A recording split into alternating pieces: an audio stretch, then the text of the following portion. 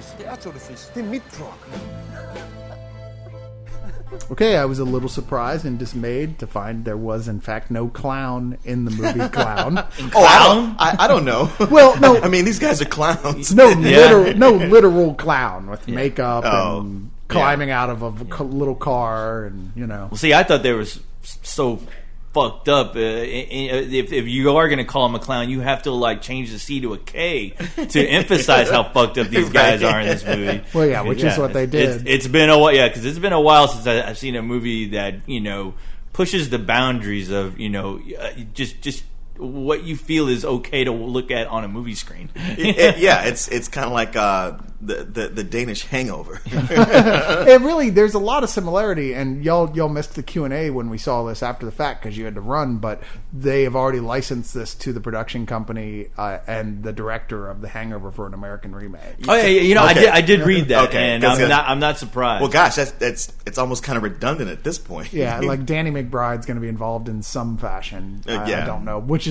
not surprising. But I was like, let's see, Danny McBride as the like kind of dumber character, and what's his name from Limitless and all that. Jeez. From The Hangover. I think you want to say Brad Garrett, and that's not it. Bradley Cooper. Bradley Cooper is the guy who's trying to get as much tail as possible. Yeah. And I'm like, I could totally see that happening. Yeah, but except Danny McBride always plays a character who's trying to get as much tail as possible. Yeah. I'm just wondering how much kid dick is going to actually be shown in this movie. that might be the stopping point. Yeah. Probably significantly less than in this one. But to go to this is from Alamo Drafthouse Films. I think this is their fourth release. Their last one was Bullhead, which we liked. Okay. But gave like a matinee, I think, too. Yeah, I liked it to different degrees. But their thing is that they try and take movies that are like would never have gotten like a wide release unless Tim Lee gets gone. Look, it's movies that y'all are never going to see unless you listen to Spill and we tell you about them. I know. I keep wondering. Wow, I wonder how long this whole Draft House film is going to last. I wonder that too. I'm like, at some point, it's like, hey guys, we need to make some money. Well, they're actually apparently doing quite well. I mean, Bullhead got nominated for Best Foreign Film at the Academy Awards, so they're doing pretty damn well. Yeah. Like, their Blu-rays are selling like crazy. I mean, okay. Hey, man, criticize Right, as you will, but there's a large population. If you say so, buddy, yeah. I mean, out of all their films, like, Bullhead, kind of on. I love the FP, but I realize it's not for everybody. Yeah, I wasn't the world's biggest fan of Four Lions, but I know lots of people love that movie. Yeah, I never saw that one. But I would say of all their films, this is the one that's probably the most accessible. Yeah, I mean, it certainly is, and it's it's a Danish Despite film, and it's the subtitled. It's the topper to a 60-episode television series, which makes it seem like these characters. guys are like the Danish version of the Trailer Park Boys. Yeah, I definitely got that's that what I feeling. got. Yeah. But what you have here is two friends who are very different, played by stand-up comedians. Frank, I'm going to say their names wrong. Frank Hvam, Hvam. Yeah, that's how they said it in the movie, too. And Casper Christensen. And they're talking about setting up their annual trip that they do together. That one of them, I guess it was Casper was the more outward one, right? Yeah, I think so. Yeah. It's their Tour de Pussy. The Tour de Pussy. Their annual canoeing trip out to Whore Island. Yeah. Exactly. Where like supposedly this one buddy, whorehouse run by apparently a guy who was playing himself, and he's a really famous music writer. That's the thing. All throughout this movie, it seemed like there's a lot of people who are celebrities in it. They were like, "Oh, look, this is a celebrity cameo." I'm like, "They're Danish. I have no idea." Who they are. Almost every extra character. Well, was really let's get famous, back to going to Whore Island again. Yeah. If you went to Denmark, if you're from Denmark, you will love all the cameos. If you're from anywhere else, you'll be like, who the fuck are those people? But it doesn't really matter. They decide they're going to go on this canoe trip and like to get away from each other's significant others and to go out and have sex with like the world's best prostitutes. Oh, that's right, because this old rich guy, he gets this house and he imports prostitutes from all over the world. Once a year. It's the buffet. Yes, the buffet palace of prostitutes. Yes. But are you suggesting that Buffet Palace is the best buffet in the world? Well, Yes. it has a lot of Thai food. So there is that. But while this is getting ready to happen, Frank finds out that his girlfriend is pregnant and is considering an abortion and leaving him because she's like, look, you're just not father material, which he's not. No, that's the funny thing where he's like, what? How could you say that? Yeah. And the more you get to know this guy, you're like, dude, she's being nice by telling you you're not following. Well, the whole time I was thinking, who says you're the fucking perfect girlfriend? Where you're actually going to have a debate with me whether or not you want to keep my kid? Well, 2 minutes before that, he was saying, "Man, I fucking hate kids. What, I want to run a kindergarten? Right. I'm not having kids." And then he finds out the choice might be out of his hands. He's like, "Hey, I want my kid." You don't need to be a dick about it. So and he's surrounded by a bunch of asshole friends, especially his best friend. yeah. Like Casper is like not sympathetic at all to his situation, especially when he's put in charge of babysitting. I guess it's his nephew. I was not entirely clear. I wasn't. I thought it was his nephew. His 12-year-old nephew, the nephew of his girlfriend. I'm sorry. Okay, it's her nephew. So, because he wants to prove that he can be a good dad, so he literally kidnaps this kid to bring him on this canoe trip. Right. It's like, hey, take him to his grandmother's house. Like, no, instead of that, I'm gonna take him on our canoe trip. Which is he's going on the tour de pussy. Yeah, the worst idea ever. Casper desperately doesn't want this kid there and is telling him, "Look, I'm sorry. Like, fatherhood is great and all, and I'll try and help you with that, but pussy comes first." Yeah. And he keeps saying P before F, remember? And it is great. funny. I mean, if there's any moment where I felt sorry for Casper, is that because he's been like looking forward to this all year and talking it up, and suddenly it's like, man, it's gonna be you and me, just pussy. Wait, you bringing a kid along?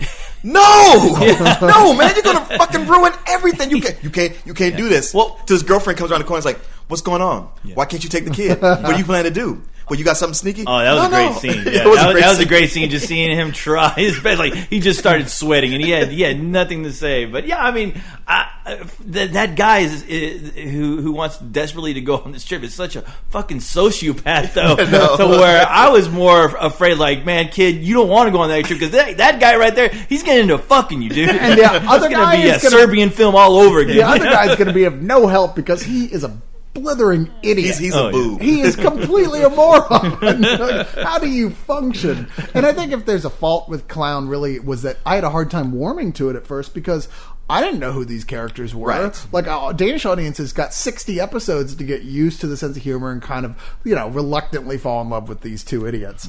Here we're starting off cold, and the movie expects us to already kind of like just be laughing at their foibles. Where I was like, man, these guys are pricks. Yeah. I mean, I've known my share of dicks, I guess, but I won't run with don't. Yeah. Don't do anything with it. But the thing is that I was like, is this movie like trying to make me like these guys? Because I'm just like, you know what? Sure, if you're running around by yourselves, all right, I get it. But you got a fucking kid, and they're treating this kid like bad, like terrible. Where you're just like, it's funny, but I felt like, man, I feel like an ass for laughing at this shit because this guy, you want to see somebody come in and punch these guys, and at any given moment in this film, you just want somebody to like give them their comeuppance, Well, and I think what happens in the beginning, like what you guys aren't getting that we got is like before this movie got started, we got told this is the funniest movie you ever going to see. Yeah, and I'm like, don't do that because nothing can live up to that. Now I'm going to scrutinize it. I love Tim League, but he's so bad about doing so hyperbolic, setting his expectations ridiculously don't do that. high. And when those characters are just assholes and idiots, you're like, okay, I guess if I was mean-spirited, I might like this. But what it does is like you get to see these guys as they are, like that. And then when bad shit starts happening to them, not to the kid, that's when it starts getting funny. You're right. Yeah, as well as I think there's a point that you accept that this is an absurd universe film. It's not supposed to be the real world at all. You can just go, I don't know. Okay, I was able to Denmark. I was able to disconnect from this and go like, okay, like you got to stop thinking of these guys as real guys and think of them more like you're watching a cartoon. Right. Because it is very cartoonish in its way. And I think it all really, like one of the trailers they were selling it with was one of the hardest rated R scenes in the movie where like the one character finds himself, Casper finds himself is having sex with a girl who they're staying with reluctantly, and poor Frank is in the bed next to them while they're having sex. And Casper's like, come on, fuck her. Come on, fuck her too. And he's like, no, get away from me. It's like, come on, put a finger in her ass. And that's she made us pancakes. and that's the one scene in this movie that sold me on the relationship that these guys, that scene kind of like established who these guys really are. Right. And I think that's where I was like, okay, that's where it turned I actually do like these guys in a way to where, they're not just one-dimensional assholes. Yeah. Where I was like, all right, okay, now I'm on board because you're actually showing me a reaction. You're letting me know finally what their relationship really is, the two guys hanging out together. Even though it's still fucked up. Oh, it's but definitely that. It made me laugh, you know? Yeah. To me, it's one of those movies, I don't know if you call it a slow burn, but the longer it went on, the more I liked it. Whereas in like the first act, I was just like, well, okay, maybe it'll get better. And then the second act, when it starts to really get established, I'm like, all right, I'm laughing. Well, I think- and the third act, I was laughing my ass off. The first act felt like television. Yeah, was part right. of the problem. And I'm sure it's from people who indeed were making TV for that long, so that's not terribly surprising. But then, the more it felt like a movie, which is more and more so as it went along, the better it got. And the whole last 30 minutes, I was laughing my ass off. I was like, the final blow of the film, the final jokes are so funny. I was holding my stomach laughing. It turned into a really nice fucked up version of Little Miss Sunshine. Right.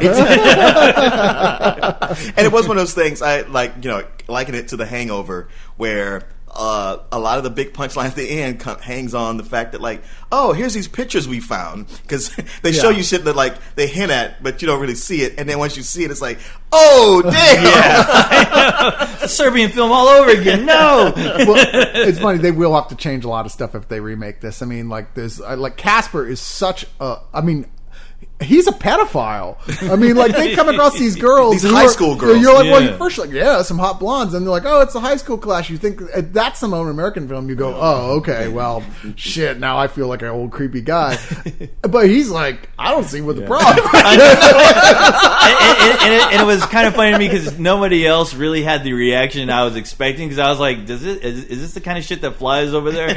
Like, this is okay. I'm just I'm too Americanized. I thought that too until, like, the actual high school girls themselves were like, hey, until back off. You finally got to hear what they thought on the issue. And I was actually, okay, I'm not crazy. It's a really funny sequence when that confrontation happens, though, and Casper's outraged that these high school girls aren't interested in fucking him after he gave them some cheap wine. Yeah. And I have to admit, there's a moment there where it got scary. I was like, okay, what fucking movie am I watching now, Tim League? You're scaring me again, dude. I trusted you once, and you really fucked me over. But, the movie, thank God the movie doesn't go into that tone of really creepy, fucked up, just vibe, which I was glad. I was like, please, I don't want this to be another movie where I walk out going, what in the fuck? Do I need to turn myself into the cops right now? It dances around that, and it, like, makes you scared it's going to go too far. And for some people, it certainly will go too far. Oh, yeah. But I don't feel like it ever did for me. I mean, it did. When it does, it has some seriously gross out jokes in there. But they're ones I haven't seen before either. And they're pretty goddamn funny when that happens. I thought I was going to lose it because it caught me completely off guard. Yeah. It was so funny. I was like, man, I could just laugh the rest of the night thinking back to that scene. Well, I loved your reaction, Leon, because half the time it seemed like you were going, oh, come on, man. Really? Come on. And then, like, right after that, like, ah! I was like, you're confusing me, Leon. You're confusing me. I don't know what to do with this movie. Well, eventually, you just start kind of feeling bad for Frank, partially because Casper is such the alpha male in this situation. Yeah. And Frank just wants to go back to his girlfriend and be, like, have this kid with her at this point. He doesn't even know why, but he wants to. And, like, Casper's like, no, you want to get laid and have all this pussy, and Frank doesn't really want that. He's just not interested in any of this, but he's used to pretty much just doing what Casper tells him to. And you just, after a while, I kind of wanted to see Frank punch Casper in the face.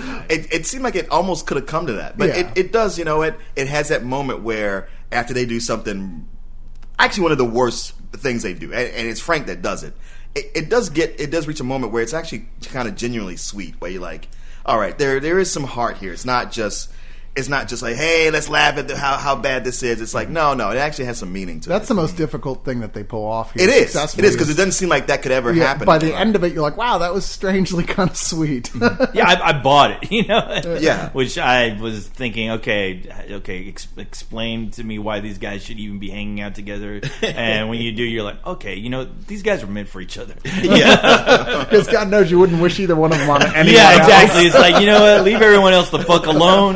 You you guys, keep your madness, in your own little world there, yeah. Well, I'm going to get right to it. I did really like this, but it took me a while to feel that way. And I remember as it was over thinking, this is a movie I want to see again now feeling the way I do about these characters. Because the biggest problem was just warming to them. Yeah. But now that I do, I feel like I would enjoy it so much more with a second viewing. So that being said, even though like on an initial viewing, I feel like it's more of a matinee film. Like ultimately, the more I think about it, the more I like it, and I'm gonna accelerate it up to a low full price. It's almost there for me too, because it is one like the more we talk about it now, I'm laughing at it and I'm reliving it. I don't know that if I were to watch it again, if I would get the same jolt I got, because comedy is so based on the element of surprise. But I can say for sure it did make me want to research these shows, see if I can go on some international TV site and find some of these episodes. Well, which Draft House Films is going to be releasing those as well. Good, because I was thinking but what if I find them and they're not subtitled? Just watching a bunch of well, you done fucked up then. Yeah, exactly. But for me, it's a very high matinee. Yeah, you know what? This was going to be a rental, but the more I thought about it, the more I actually did enjoy it. And it's those last moments that really sold it on me. But yeah, I mean, it is a fucked up, Little Miss Sunshine in a way, and I have to appreciate that. And I'd be interested to see the show to see if they actually do explore more their relationship and why these guys fucking hang out with each other. You know, what keeps this bond, not really like exploding and these guys killing each other. What keeps either one of them having a girlfriend? Yeah, that too. Yeah, where I'm like, I wish this movie. The only thing I wish this movie would examine more those women and how the fuck they got with these guys to begin with. Well, but maybe they explore that in the TV show. I don't know. The funny thing is, Casper Christensen being the alpha male, he dresses stylishly and keeps himself well kempt. But the other guy, Frank Havam, in the movie, when they say like you're too ugly to come in here, you kind of look at him, you're like, yeah, dude, you kind of are. He's like just this far from bitter beer face guy. Yeah, exactly. He really is. But the actual actor sitting there in front of us, I'm like, oh, well, dude, you don't look inhuman. You don't look bad. But it makes him it makes him memorable. I mean, true. He is like one of the Chris Felucci characters. What's the guy? Yeah, the Ren and Chris Stimpy Felucci, guy. yeah. He's an actual living model of right. He could have been on Ren and Stimpy. Exactly. Yeah. But anyway, I was gonna say I'm giving this a matinee. Okay. That's how I felt. Cool. Well, I'm glad we got to see this because now we know for sure next year is Spill.con's canoe trip. Oh, awesome. Yeah. I wonder which character Corey's going to play. Oh, yeah. Right. To the Pussy 2 Electric Boogaloo.